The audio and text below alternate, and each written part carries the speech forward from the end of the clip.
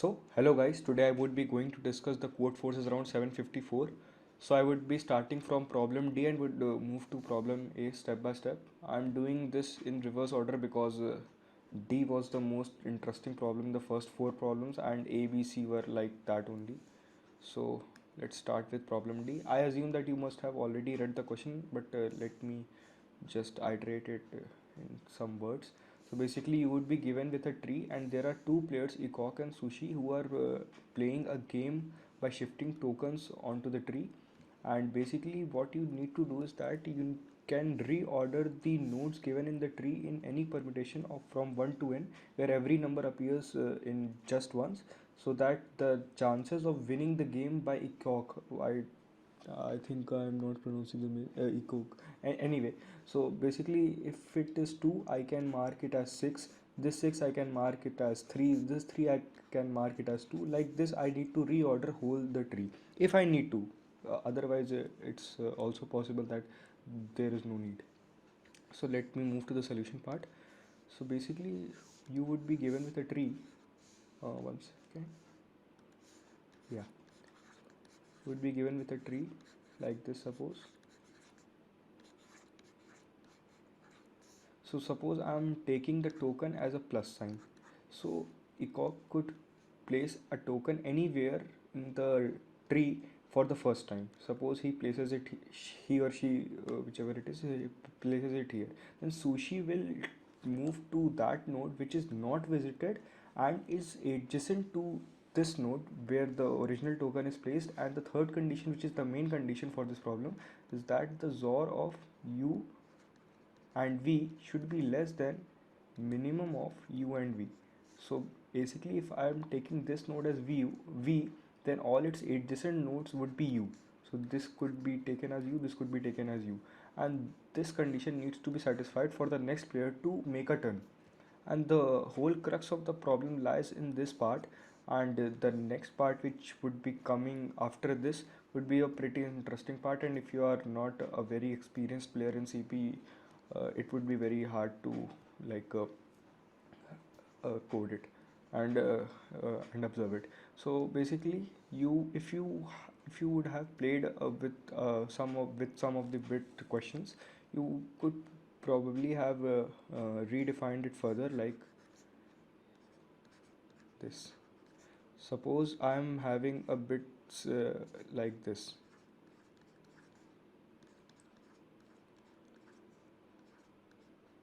Anything. So if I take the XOR of this, the XOR operation cancels out if both the bits are set. Suppose if 1 1, it would break it to 0, and if 0 0, then it's already 0. So for this condition to hold true, if the first bit, that is the MSB, comes out to be the same for both the nodes, then this value would come out to be 0. And then no matter whatever values are there, I can definitely say that this whole value would be definitely less than this value and this value combined, because this value is set to 0 and this value is set to 1 in both the cases. So for this condition to always satisfy, I would have to check that the MSB of u and v are both same. So this is the first part of the problem, and now let's move on to the second problem and the second observations. So now what you need to observe is that I can start from any node and win. So Eco could play from any node and win from all the nodes. Suppose there are 1e5 nodes in the whole tree, then the number of chances in which he can win is equal to 1e5 only. Now how this can be proved is not very simple, but it is very intuitive though.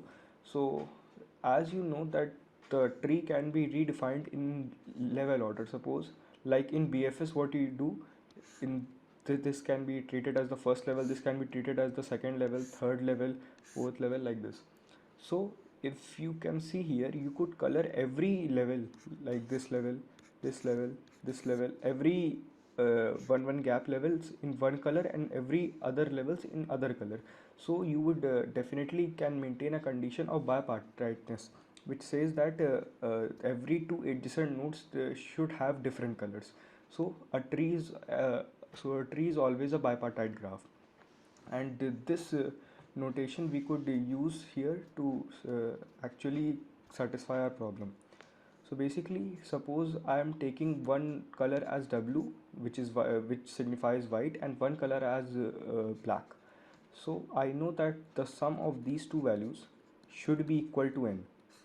And now if I take uh, the condition as W is less than equal to B, which says that the number of white nodes in the tree is less than equal to black. If that's not the case, then I would just swap. So by combining these two conditions, I can definitely say that W is less than equal to n by 2. So here our second condition also gets completed. Now let's move to further. I would attach one interactive question also, which came 10 to 12 contests before, where this condition was very crucial, that n by 2 part, and the whole problem lies behind this fact only. So if you would have already solved that problem, it would be much easier to guess these parts directly. It was a very nice question. So okay, so now let me rename the nodes from 1 till n. 1, 2, 3, 4, 5, 6, 7, 8, and till n. So now let me write down the most significant bit in all of the numbers. For 1 it would be 0, for 2 it would be 1, 3, 1, 4, 2, 2, 6, 2, 7, 2, from 8 it would start from 3, and so on. Now what you would observe, that for every I from 0 till the MSB of n, and not considering the MSB of n, which I would tell you later, for every I from 0 till MSB of n minus 1, we have 2 raised to the power I numbers corresponding to it. So for 0 I have 2 raised to the power 0, for 1 I have 2 raised to the power 1, for 2 I have 2 raised to the power 2, and this will go on till a perfect power of 2. Like suppose if I have n equal to 35, so till n equal to 5 I would have 2 raised to the power 32. So after this, 3 nodes would be there, which wouldn't be complete power of 2, but there would be some numbers. So till this part is one thing. Now let's move to further. So now what you could observe is that, suppose if n is a perfect power of 2, then suppose n is equal to 32, then I'm explaining this part based on for this. Suppose n is equal to 32 and you divide n by 2, then it would come out to be 16. You definitely saw that the number of the most significant bit changed here. And now if n is greater than 32 and not a perfect power of 2, suppose 37 or somewhat like that, and if you divide it by 2, then also the most significant bit would change, and this would the basic condition if you would have um, solved some questions with bit related.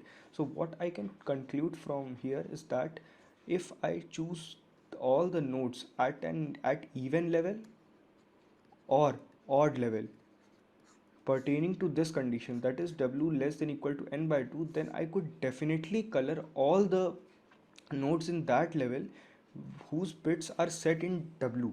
Suppose I have W is equal to 10 only, so the bitwise representation of 10 would be 1010. Now what I am claiming is that I would have 2 raised to the power 3 nodes here and 2 raised to the power 2 nodes here. That would, 2 raised to the power 1. So I would have total of 10 nodes which I could place in, suppose, even level. Now if I'm taking all these nodes at even level, then I could definitely, from suppose total number of nodes were 23.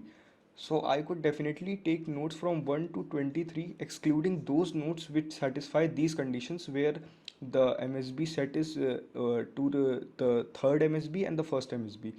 I could definitely mark all the odd level nodes which with the other nodes, and I would definitely satisfy the condition that two adjacent MSBs are different. So this is the crux of the problem, and I think you would have got what I am trying to say. So now let's move on to the code for a better understanding. So this is just the code. See, this is I'm inputting nodes. This is the graph input, and this I am calling with 100, which one is the node. This is the parent of this node, and this is the distance from the root node. And here I am taking two array odd and even, it would store all the vertices which are at odd level, it would store all the vertices which are at even level. If distance modulo 2 is odd, then push that node in odd vector, and if even, then even. Now what the condition which I told you is that w should be less than equal to n by 2. For that condition, firstly I am assuming that my white is equal to 0, which is I am suppose taking at even levels only. So my j would be even dot size. Now if even dot size is greater than odd dot size, then I would definitely need to take odd one only, because I need to have less value only. Suppose, let me explain that fact more clearly. Suppose I have 37, and in one part I have 37 by 2. Suppose I have in one part I have 16, and in one part I have the left nodes. So if I would have taken this part, which is 37 minus 16, 32 plus 16 plus 5, 21. So if I would have taken this part, then there would be a node in the bitwise representation of 21, which if I would have taken all its counterparts of power of 2, so it would exclude it would include 32 and further values also. So I would need to definitely take this value only, so that I am assured of the fact that the MSB present in the value 16 is definitely is definitely contained within the total of n nodes. So I could definitely mark all the values with some color, say white, in all the odd levels or the even levels. So I'm taking this only odd dot size, then I'm iterating over all the numbers from 0 till 16, because till 2e5 16 values could be there. And if that bit is set in value j, then I would be iterating, I would be incrementing one by one. This sum was for debugging, it's nothing of use here. So I would be just increasing one by one, and this I would be setting in a boolean array, so that I am reminding myself that these values should be placed at odd levels or even levels, depending on the value of j. And then after this, if the condition is white, I would be just creating a map, and for all the odd level maps I would be storing that value, and for even, and this is the same condition for this. So, and like this the condition gets satisfied, and my output would arrive. So now I think the question D has been completed, and now I would move to part C, and now everything would be a bit easier, because the only problem was D only, which required too much insights. So now let's move on to problem C. Yeah. Okay, so basically in this problem, you were given with a string and you needed to find a substring of length greater than equal to 2, so that the number of a's present in that substring is greater than the number of b's and the number of c's. So the problem statement is pretty easy to understand, and the problem is rather also easy if you just observe few things and do it properly without guessing things. So let me just erase few bits. So now let's start with the problem. So basically what I'm claiming is that for every substring that would be my answer, it should be it should start with a and it should end with a.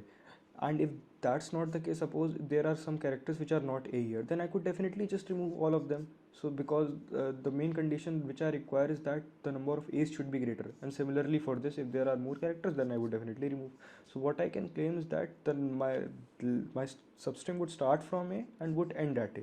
Now if there are 0 characters in between, then a is my answer, and if this substring is present, then it is okay. Now one part is there, so suppose if b is there, c is there, then also it could be my answer. So abc or aca could be my answer. Now when now the things start getting good from the case where the 2 characters could be there. Now a now if bc or cb, the condition is there, then this is 1, this is 1, this is 1, this is 1, and a's are 2. These two conditions are also satisfied. And the next important condition, which generally my friends also got wrong in that question, was, suppose I have this value a bb a cca. Now you could see that by combining these 7 letters, I have 3 a's, 2 b's, and 2 c's. So this condition is also satisfied, and similarly acca and B be A, this condition also gets satisfied. So these two are also answers of length 7. Now what I can claim is that I would not have any substring greater than 7, which can be proved like this. Uh, Suppose I have A and then there are three characters B, B, C, A, or suppose like A, B, B, B, A. Now, for the next part, I should have at least two characters, because if there was one character only in between, I would have already checked this presence here only. So, if there is the condition like CCA, suppose CCA or anything BBA, you could always see that by combining any of the permutation of any of these combinations, you would never get the number of characters that are present in between, which can be less than A only. So my answer completes at 7 only, and this is the simple logic. So let me directly jump to the code, though my code was very easy during the contest also. Let me directly show it that only with.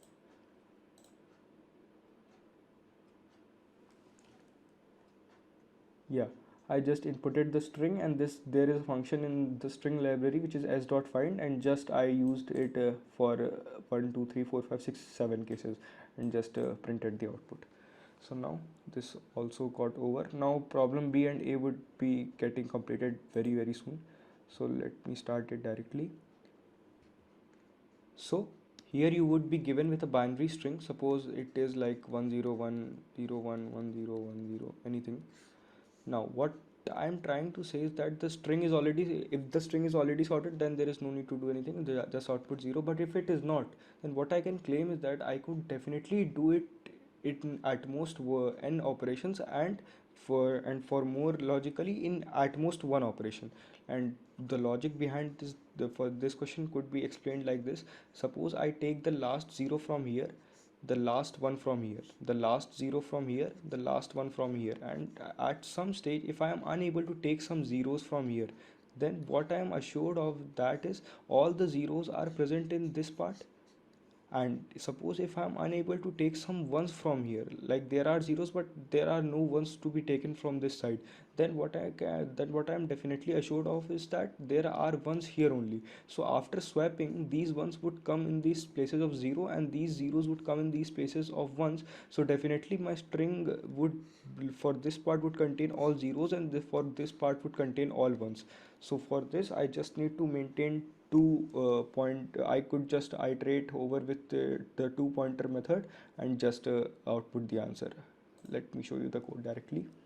So I'm just inputting the string. If the string is already sorted, just output the 0.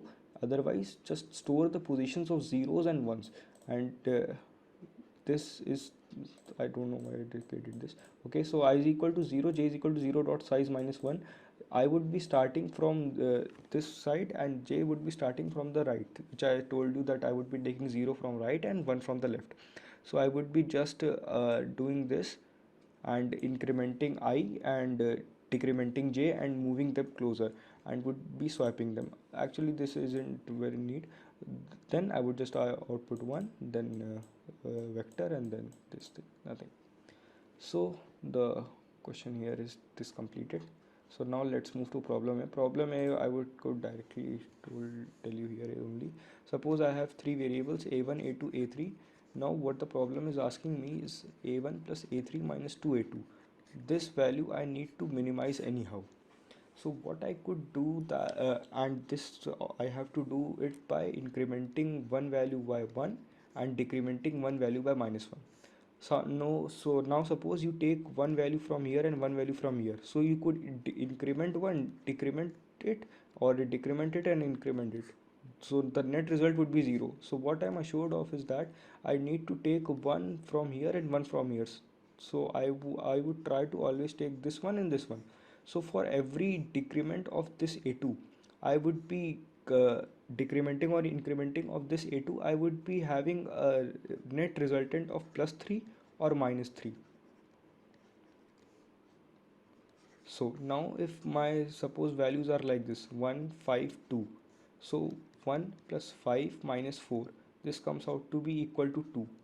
So now if I increment this value by 1 and this value by minus 1, so 1 plus 6 minus 2 into uh, this is 3 and this should be 4. Okay, so 5 minus 6, now absolute value turns out to be 1. So what you could observe is that if my net resultant value in this part comes out to be 2, then definitely I could make it as 1, and if this value comes out to be 1, then it is already 1, so no problem. So I just need to take this value, modulo it by 3. If this value comes out to be 0, then it is always 0. Otherwise, if it comes out to be 1 or 2, then just output 1, because if it comes out to be 1, I could may or just output 1. Otherwise, I could manipulate it once more and get the resultant as 1. So I think the part has got completed. The most interesting problem I would be iterating again was D only. It was a very unique problem. So hope you liked the problems, and please do comment what do you need extra. I would try from the further rounds to post a tutorial very quickly. My laptop got hanged quite a lot of times. Due to that I got late. I'm sorry for that. So thank you.